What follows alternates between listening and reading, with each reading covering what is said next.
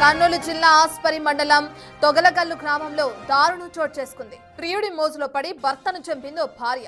విషయం తెలుసుకున్న తమ్ముడు వదినను రోకలి బండతో కొట్టి చంపాడు.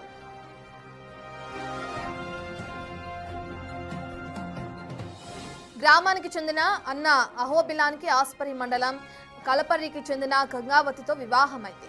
ఏడాది సెప్టెంబర్లో పుట్టింటికి వెళ్లిన భార్యకు అటు భర్తకు గంగావతి ఇంట్లో విందు మద్యం తాగించి ఊరికి వెళ్లమని చెప్పింది. అప్పటికే కర్ణాటకకు చెందిన ప్రియుడు చెన్న బస్వకు సమాచారం అందించగా గ్రామ సమీపంలో బైక్పై వెళ్తున్న అహోబిలాన్ని కత్తితో పొడిచి చంపారు.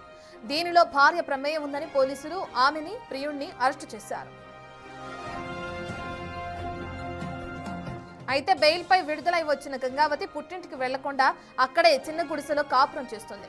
అన్నను చంపిందని పగపించుకున్న మరిది నిన్న రాత్రి గుడిసెలో నిద్రిస్తున్న వదినను రోకల బండతో కొట్టి దారుణంగా చంపాడు. అయితే తల్లిదండ్రులను కోల్పోయిన చిన్నారులు భరత్ వర్సినిలు అనాథులయ్యారు. పోలీసులు ఘటనా స్థలానికి చేరుకుని విచారణ చేపట్టారు.